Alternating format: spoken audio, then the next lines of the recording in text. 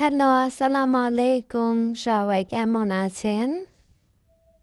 বাচ্চাদের জন্য নিয়ে এলাম দারুণ একটা নুডলস খাবার। টমেটো আগে আমার সংরক্ষণ ছিল, তো ফ্রিজের টমেটোর সাথে নুডলসগুলো ভাপ দিয়ে দিলাম। নুডলস ভাপের পর নিলাম চিজ, তারপর সসেস, পেঁয়াজ কুচি, ডিম আর নুডলসের যে মশলাটা ওটা। বাড়তি কোনো কিছু দেব না, একদম সাদামাটা কিন্তু পুষ্টিকর। এটা বড়রা বা বাচ্চারা সবাই খেতে পারবে। তো আমি সসেসগুলা ভেজে নিচ্ছি।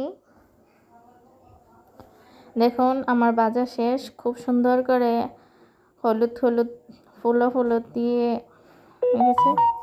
তো আমার মেয়ে একটা খেয়ে নিল। তারপর দিয়ে দিলাম পেঁয়াজ কুচি। কড়াইতে পেঁয়াজ কুচি দেওয়ার পর দিয়ে দিলাম ডিম। ডিমটা ভাজবো। একটু ভাজার পর যে নুডলসটা আমি সিদ্ধ করে রেখেছিলাম ওটা এখন কড়াইতে ওই ডিমের সাথে ছেড়ে দিব। আর লালটা হলো টমেটো। এখন সসেসগুলো দিয়ে দিলাম।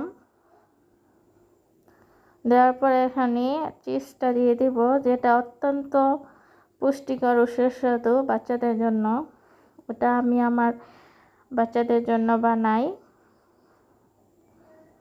অল্প খাবারে বেশি পুষ্টি। দেখুন চিজগুলো দেওয়ার পর এগুলো নুডলসের সাথে মেল্ট করে দেব।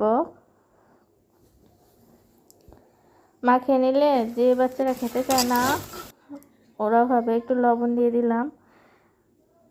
দেখুন আমি বাড়তি কোনো কিছুই দেইনি।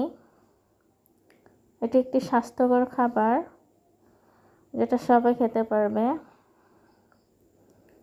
আমার মেয়ে তো খুব খুশি।